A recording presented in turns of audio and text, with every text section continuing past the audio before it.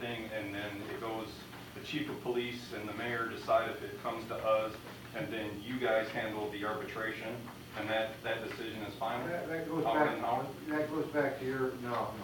Howard's not gonna have any final say either. We're just gonna, Says any arbitration. we're gonna hold the arbitration in our shall at office. the offices of Howard and Howard. But that goes back to your question on whether there's a default by a contractor.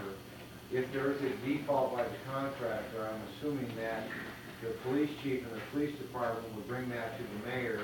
The mayor would look at it and say, well, yeah, that's a default and he can't correct it. We're gonna terminate him. Then that towing operator would have the right to appeal that to city council. Okay, so you would then have a say in the termination on that. And if the towing company did not like the determination of the city council, then they could take that to arbitration, but only that specific provision that is why they're terminated or why there's what they did wrong. Howard and Howard will not have any say in it. It's just going to be held at Howard and Howard's office. I guess I'm not sure, because in the agreement it says the mayor would terminate the contract, so whatever we talk about council would terminate, because it's. If the mayor terminated the contract. But the part of this where it says the mayor terminates the contract, so why would we talk about council terminating it when we have no authority to? If the mayor terminated the contract and the towing company appealed that decision, okay, then it would, the first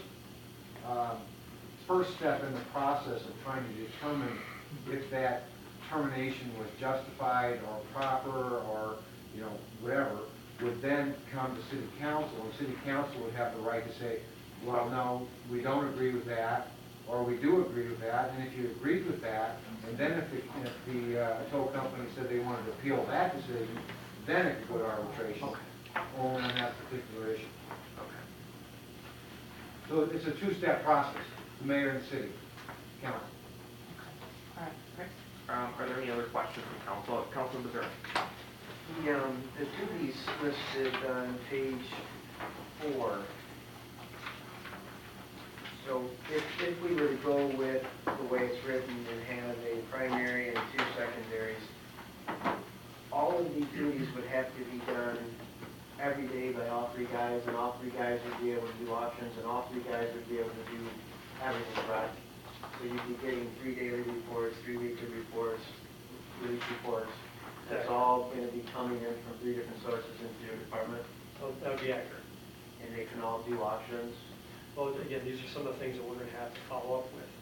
That in particular section where you're looking at page 4 where it talks about duties of the contractor, we've written notes in here. We have to confirm, with the exception of, let's see, my Roman numeral number 8, all of those would have to be confirmed that they can do that.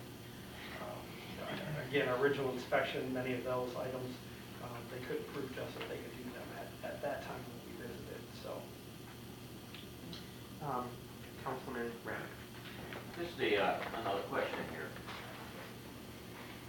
What you were just talking about, it looks like it could get a little confusing, okay? And what I'm asking is, all these years we've had one tower.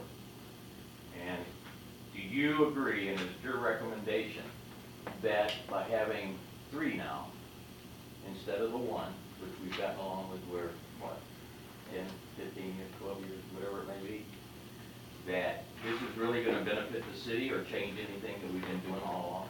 well, there's some logistics with using multiple contractors as in anything else, but I believe there are benefits as well. Having them under control and having everything under one umbrella means a lot to us. So I understand the need for competition as well. Is there going to be a little bit more work, a little bit more confusion? The answer is yes. And that's something we're going to have to work through. But, I think we run a professional organization, and we've worked through problems in the past, and it's just getting a proper system in place. So, Mr. Mayor. The only thing I just want to add to that is we've had one towing partner, but there have been multiple subcontractors that they've used. Well, that's what we're really trying to bridge that gap. That should be controlled by the Taylor Police Department, not by the subcontractor. That as of right now, for historically, we don't know who they are, we don't approve them, we don't do any background checks on them. So while I understand that we've had one approved towing partner, we've had, multiple vendors that have been part of it. Councilman Zarek. And I agree with getting the subcontracting under control, but in those examples, those subcontractors weren't doing auctions, they weren't doing daily, weekly, monthly reports. That was all being funneled through one source, and if I'm not mistaken, the history is Taylor PD was able to reduce clerical staff and increase, or at least allocate dollars to put people on the street, because a lot of that clerical stuff was being done by one vendor. I'm looking at this as you potentially having to pay someone to manage this mountain of paperwork that's gonna come in from 3 different sources, and I look at that as a step back, not as a step forward. Mr. Chairman, when that contract was approved nearly 15 years ago, the technology wasn't there. Today, that's a requirement in here. That's why we built it in, rather than having it be like a value added like it was back then. It's just simply a requirement. I believe that most of the towing companies that do municipal towing for police tows, they're all providing that same level or a similar level of service at this point. And I'm not just talking about these three, I'm talking about statewide. Right. I think the technology has kind of advanced to a point to where it's available and it is a requirement. I mean, we're not going to hire, other than we're doing some internal shuffling right now, but we're not going to have to hire somebody to simply manage towing contracts. Okay, well, that was my fear, so we wouldn't need to increase what, I'm not sure I got the right titles, clerical staff to manage paperwork currently being provided by the contractor. We're not anticipating to hire any clerical staff for this additional paperwork. Again, we're probably still, we obviously are still dealing with the same number of vehicles, it would just be on different reports. So that would be the only thing. Again, our heavy duties, to be honest with you, you're looking at maybe a dozen to a dozen. Yeah, I mean, you're not looking at a massive. Yeah, I didn't think the heavy duty issue is that big in this city to begin with, so, I'm just looking at daily, weekly, monthly reports, that's everything, that's every tow in the city, and it just seems like a lot of paperwork for nothing. Mr. Chairman? Yes. The one, and I want to be clear, Councilman Zarek, the one department that may see a little bit of an additional burden, at least initially, would be budget and finance, because there is a provision in there to audit the, I can't remember if it's monthly in the beginning, I believe it's monthly, the billing practices, and then it kind of gets to a point where it's a little more random. But I think we included that process just to make sure that everything's being met. And again, so in the beginning, there will be an additional burden, and it will be on that department. That's understandable, I was specifically looking at PD staff, so. Councilman Ramick. The locations for each towing company then, when they tow, will be 3 locations. So we'll be splitting up into 3 locations. And I agree with what the mayor said as far as getting these people underhand, the subcontractors with the one company. But one thing, if I'm not mistaken, at least with the subcontractors the way they were, all cars ended up at one location under the control, right? Essentially, yes. So what's going to happen now is we're going to have the contractors, but we're going to have multiple locations these cars are going to sit. And they're going to be each doing sales, returns, and all this good stuff. And you see what I'm saying? Now, that's going to double up on what you've been doing all along, even though we're trying to get the contractors, all 3 contractors on the same line so we know what's going on. But that concerns me with the multiple locations and everything else that's going to be pouring in. If we had problems at 1, and we have, what's going to happen with 3? Yeah, But the auctions are Sure. thankfully now handled by the facilities.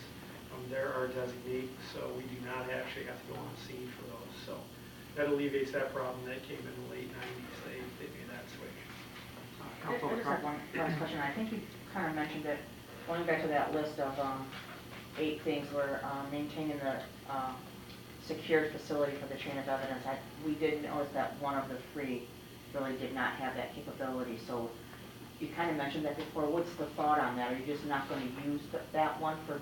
Well, I think they should all have to be in compliance So they're with going to all have to these get in provisions. compliance prior to the execution of the contract with them? Is that Yeah, the thought? that's my reading into this contract. I mean, of course, I would have to turn it to council to have a formal ruling on that, but I would think that anyone who signs this contract would have to meet all the provisions. Okay. And the concept, I'm sorry, Mr. Will, through the chair, the concept here is we have a standard contract that we're going to present to these